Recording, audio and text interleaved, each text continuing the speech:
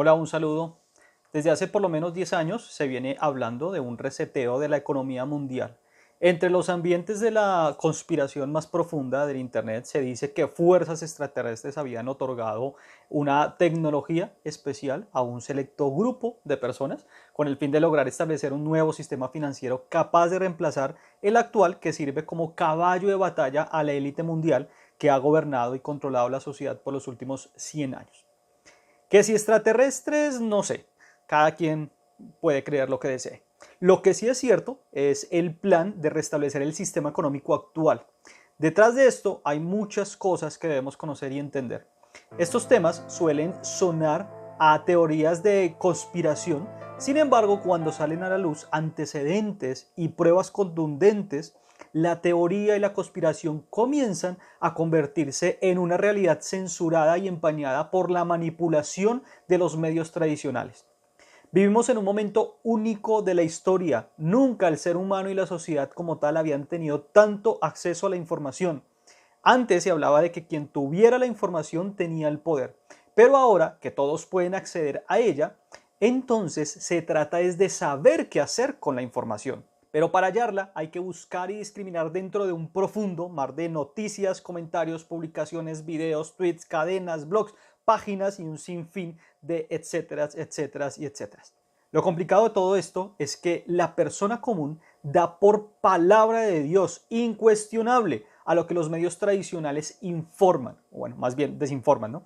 En una persona tradicional resulta inconcebible cuestionar lo que un preparado y profesional periodista le dice a través de la pantalla.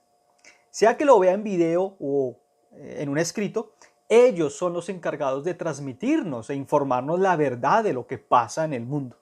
Por favor, lo digo muy en serio, créanle la mitad a lo que los medios tradicionales les dicen, a lo que el compañero informativo del mediodía, mientras está almorzando, y el de antes de dormir, le cuenta de lo que está pasando en el mundo.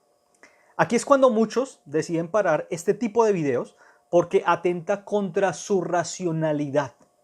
Fanáticos conspiranoicos, es lo que suelen decir, ¿no? Cuidado, la incredulidad nos condena, la ignorancia nos esclaviza. Aquí es cuando toma sentido las palabras de Mark Twain, cuando decía, es más fácil engañar a la gente que convencerlos de que han sido engañados. Hace poco, hace unos 20 años, un grupo de estadounidenses autoproclamados patriotas tomaron la decisión de hacer frente a la élite corrupta que ha dominado el mundo. Lo estamos viendo delante de nuestros ojos ahora mismo. Estos últimos, conocidos como el Cabal, han utilizado el poder económico como el arma de sometimiento de la sociedad. Con este poder en sus manos, les fue fácil influenciar en todos los aspectos de la sociedad. Pusieron sus marionetas en puestos de poder de instituciones que ellos mismos concibieron, por supuesto mostrándolas al mundo como entidades necesarias para el desarrollo de la sociedad del siglo XXI, con sus narices metidas en la salud, el deporte, los derechos humanos, la educación, la seguridad mundial, la economía, las ciencias y un sinfín de organismos más, han promovido directrices y leyes que de a poco han venido eliminando la libertad del individuo. Por favor, no hay compañía internacional actual que no pertenezca o esté influenciada o tenga dineros de las familias de la élite corrupta. Todos los medios tradicionales actuales les pertenecen. Justamente con este tema fue que comencé este canal. Lo invito a que vaya él a mi canal. Si no sabe qué estoy hablando, vaya y vea la serie Los Amos del Mundo para que entienda quiénes están detrás de los medios y las instituciones más importantes del globo. Entonces, así la cosa. El grupo de patriotas, que luego serían conocidos en los medios alternativos como la Alianza, sabiendo que el poder del Cabal proviene del sistema económico que inventaron en 1913 con el establecimiento de la Reserva Federal en los Estados Unidos, pondrían en marcha un literalmente increíble plan de redención que tendría como punta de lanza y motor del mismo la creación de un sistema financiero paralelo al sistema económico actual del Cabal. Este llamado plan de liberación del mundo reúne una serie de características, procesos y acciones que vienen rodando en paralelo la una con la otra y que parecieran no tener nada en común y que si se pusieran en la mesa se percibirían como proyectos independientes. Sin embargo, todo obedece a un sistemático plan de desestabilización a la élite mundial, un ataque sincronizado que encierra múltiples frentes y campos de acción. Pero, ¿quiénes conforman esta alianza y por qué el interés en acabar al cabal? Aunque ya lo expliqué de forma detallada en el video El cabal versus la alianza, vale la pena reseñarlo para quienes no lo entienden muy bien. La alianza está conformada por dos importantes grupos. Por un lado, las familias imperiales chinas, encabezadas por la familia del Dragón Blanco, y por el otro están los exmilitares y personas civiles estadounidenses que, movidos por un tipo de nacionalismo o patriotismo, desean retomar las riendas del poder del país norteamericano. Ojo, ojo porque he leído muchos comentarios, me han escrito bastante, y hay una gran confusión, así que preste mucha atención a esto. No se confunda pensando que detrás de esto se encuentra, detrás de la alianza, digo, se encuentra el país de China. No, ahora mismo China es una nación cuyos líderes mantienen mucho en común con la izquierda socialista y comunista internacional. Investigue un poco para que, por ejemplo, descubra cómo China estaría detrás del fraude electoral de los Estados Unidos, proveyéndole tecnología informática al cabal estadounidense, que intenta retomar el poder de la Casa Blanca una vez que lo perdieron cuando la rubia loca perdiera las elecciones frente al rubionita. Es importante entender que la llamada alianza está liderada por las familias imperiales chinas que fueron exiliadas del país en 1911. 1912, bueno, fue el transcurrir de un año entero, durante la revolución del Xinhai, con el derrocamiento de la dinastía Qin, o como se les conoce popularmente, los Manchú. Durante este proceso de transición, donde las familias imperiales se vieron obligadas a emigrar a territorios vecinos, se dio el ya explicado hecho de la pérdida de su oro, cuando, por la preocupación de ser invadidos por los japoneses, entregaron la mayoría de sus reliquias y de su oro al gobierno de los Estados Unidos para que fueran ellos sus custodios.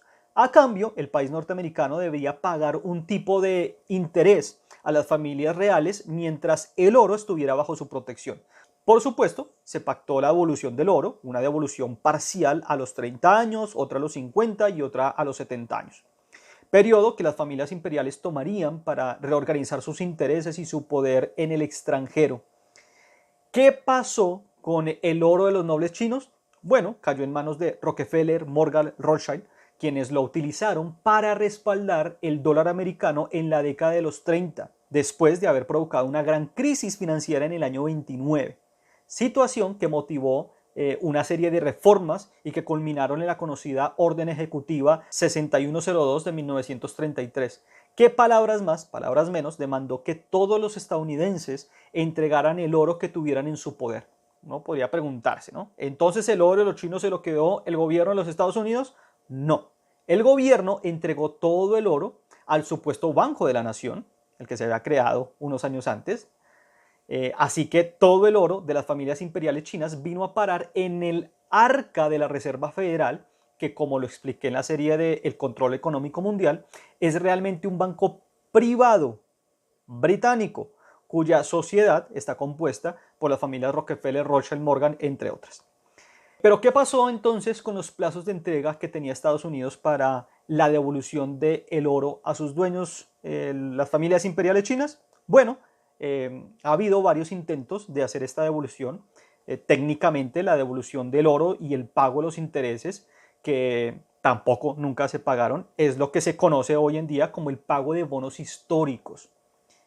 Por ahí hay un tema bastante importante con esto, ya que tanto el oro como los intereses mismos fueron respaldados con la emisión de bonos de deuda que no tienen fecha de caducidad y deben ser pagados directamente al tenedor. Un primer intento de pago de estos bonos se dio en la década de los 60, pero lamentablemente fue quitado de en medio el líder político que se había comprometido a hacer dicha devolución, o con quien se logró hacer un acuerdo entre esas familias imperiales para poder hacer el pago de todos estos bonos históricos. Pues fue justamente el presidente que falleció en esta época, ¿no? Ya saben cuál.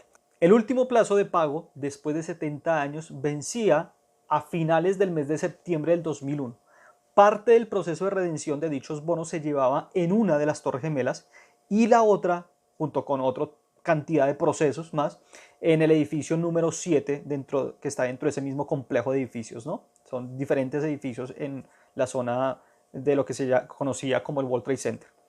Pero para la mala suerte de las familias imperiales chinas, no vieron un solo gramo de su oro, ni del pago de sus bonos, porque unos loquitos sueltos decidieron, según nos contó la tele, estrellar 2 aviones justo en las Torres Gemelas días antes de vencer el plazo.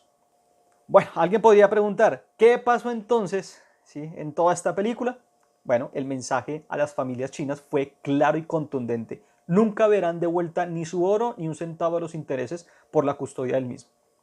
Es así como, lideradas por las familias del Dragón Blanco, las distintas familias imperiales implicadas en la estafa más grande de todos los tiempos, comenzarían un sistemático plan no solo para rescatar su oro y su dinero, sino que irían ahora por las cabezas de sus enemigos, esos últimos conocidos como el Cabal, que sencillamente es el nombre que se le da a todos aquellos líderes y políticos, empresarios, que obedecen de una u otra manera a los mismos intereses de la élite mundial corrupta. En los Estados Unidos reciben el nombre, un nombre diferente, ya que utilizan dicho país como plataforma política y por supuesto es el lugar donde se centra su poderío económico y militar. Allí son conocidos como el Estado Profundo, entendiéndose como todos aquellos políticos y empresarios que han manejado el país por los últimos 100 años, sirviendo a los intereses de las familias británicas, conducidas y manejadas por la nobleza veneciana. Si quieren entender de este asunto de la nobleza veneciana y demás, vean mi canal, la serie Los Amos del Mundo. Entonces, ¿en qué consiste el plan de las familias imperiales chinas? Bueno, ya que su oro está diseminado en quién sabe cuántos países y con él han respaldado en principio las monedas, muchas de las monedas soberanas, entonces se entiende que gran parte de la masa monetaria actual les pertenece. Así que su plan es sencillo, hacerse al control de todo el sistema económico mundial. ¿Cuál es el problema? Que el actual sistema económico está bajo el poder del Cabal por medio de la plataforma bancaria suspendida del FMI, del Fondo Monetario Internacional. Este sistema controla todas las transacciones bancarias del planeta por medio de una tecnología informática que seguramente todos hemos escuchado en algún momento, el famoso SWIFT, Sociedad para las Telecomunicaciones Financieras Interbancarias Mundiales. Tecnología que fue establecida en 1973, un año después de la segunda gran estafa a la humanidad, cuando el presidente Nixon aboliera el patrón oro y respaldara al dólar americano en absolutamente nada, solo en la confianza de que esta moneda pertenecía a la máxima potencia mundial. De ahí el término fiat, ¿no?, que significa confianza en latín.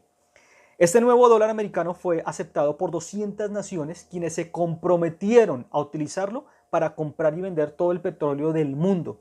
Es así como nació el famoso petrodólar, que se movería ahora en un sofisticado sistema bancario internacional.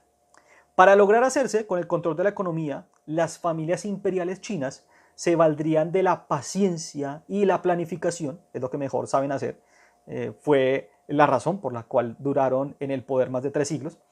Por supuesto no podrían hacerlo a las patadas, entendiendo la política internacional moderna, los peligros y consecuencias de una confrontación bélica hoy en día, abogarían entonces a la estrategia política y comercial.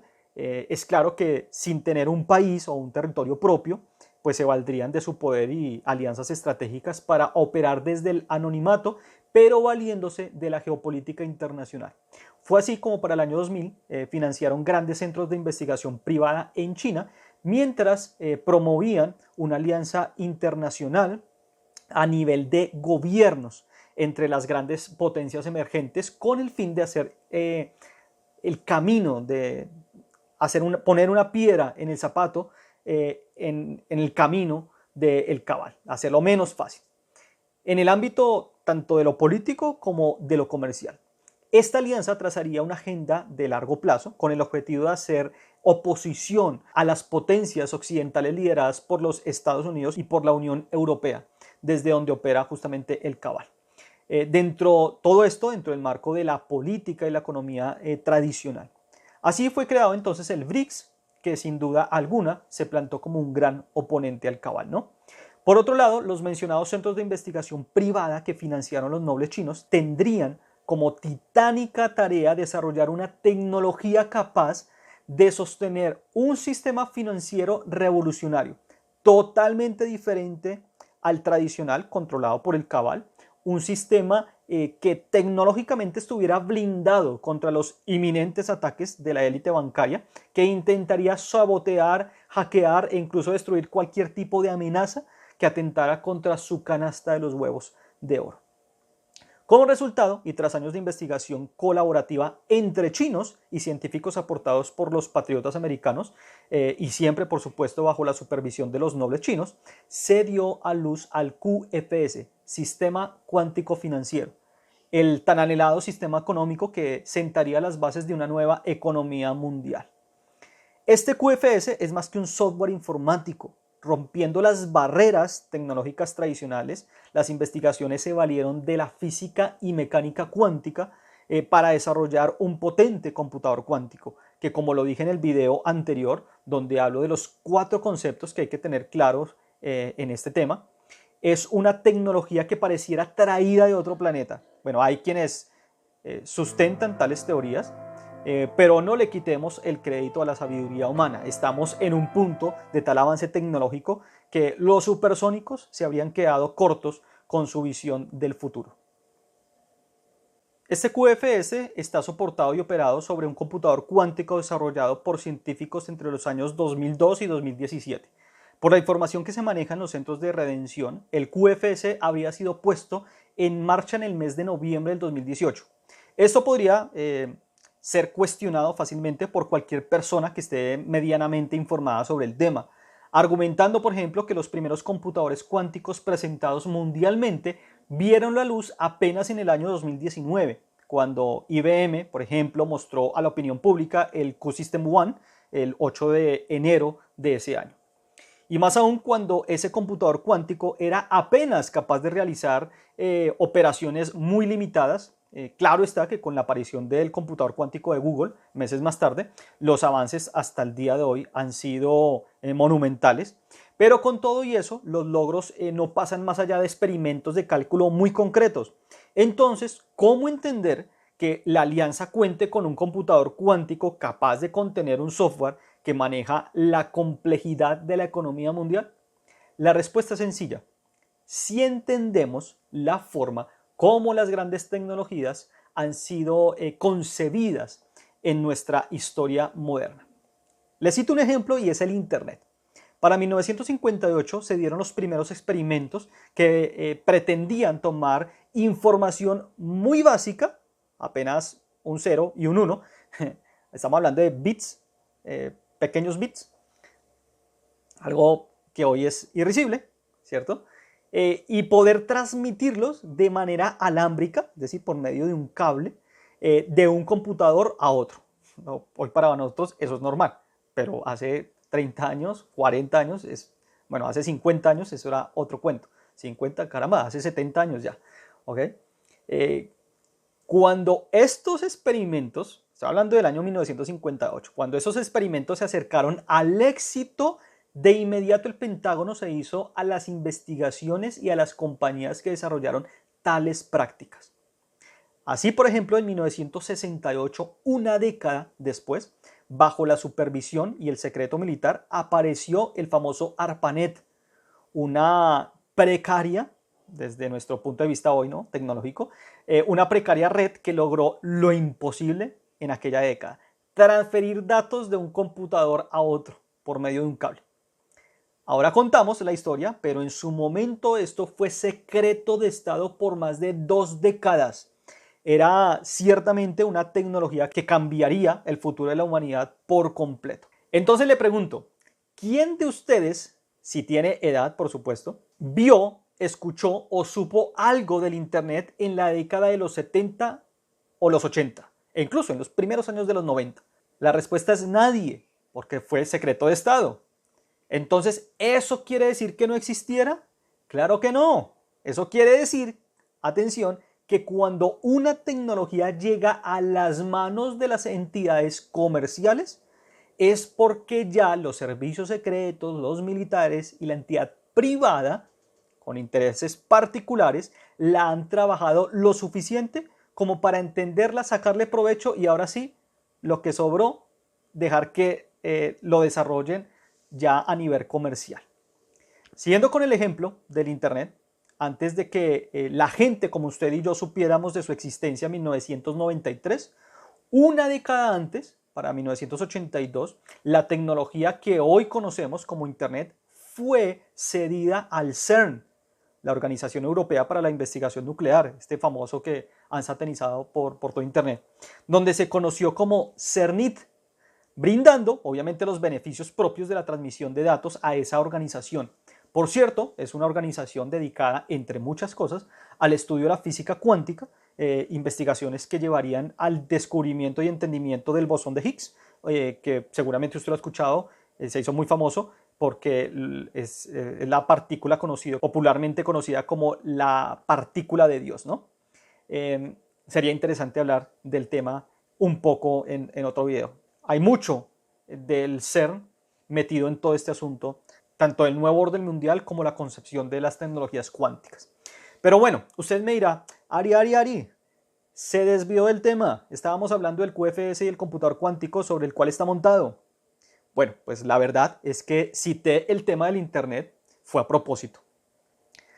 Se dice que el Internet ha sido el descubrimiento más importante del ser humano, no solo por su capacidad de transferencia de información, sino por lo que esto en sí mismo ha propiciado en nuestra sociedad.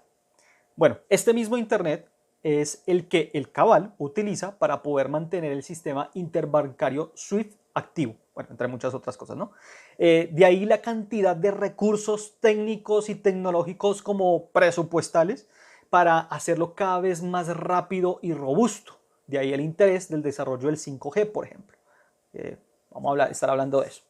El Internet hoy en día está soportado a nivel mundial por los gigantescos servidores dispersos por todo el orbe. Si le dijera, seguro que no le sorprendería si le dijera que todos y cada uno de ellos, de estos mega servidores, pertenecen a corporaciones dirigidas por el Cabal. Entonces, ¿cómo poner el QFS sobre una plataforma de transferencia de datos dominada por el enemigo? Pues enfrentándose a esta situación, los científicos de la alianza se las ingeniaron para mantener el QFS lo más lejos posible del Internet tradicional que conocemos, ¿no?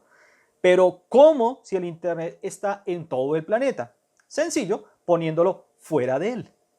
Mientras corrían las investigaciones y el desarrollo del QFS, en paralelo se fue también desarrollando el vehículo que lo transportaría a cada rincón del mundo por medio de una compleja red satelital suministrada por los países aliados del BRICS. ¿Qué entendemos de esto? Que el QFS, el sistema cuántico financiero, estaría soportado en una vasta red satelital. Para que tenga unos datos, Brasil ha aportado 20 satélites. Rusia, para el 2019, contaba con 165 flotas satelitales. India, por ejemplo, puso en órbita 104 satélites en un solo lanzamiento en el año 2017, sin contar obviamente los que ha puesto en órbita en los últimos 3 años. Por su parte, China cuenta con más de 200 de los que se sabe y Sudáfrica con 32. Por supuesto, no quiere decir que cada uno de esos satélites sean usados para soportar el QFS. La mayoría de estos son de uso militar y para las telecomunicaciones tradicionales. Pero uno que otro basta para poner en órbita no solo el computador cuántico que contiene el software que da vida al QFS, sino que en sí mismo la red satelital genera una red inalámbrica de transferencia de datos miles de veces más sofisticada, potente y segura que el precario Internet que todos conocemos. No va a querer perderse el siguiente video donde le explicaré cómo casa dentro de todo esto la famosa red 5G, ya que está siendo implementada en muchos países del mundo. También ahondaré un poco en la forma como estaría programada, atención, la inteligencia artificial que administraría el QFS. Así que si no es suscriptor de este canal, ¿qué espera para hacerlo? Active las notificaciones y actívelas porque seguro que no va a querer perderse el siguiente video. Nos vemos.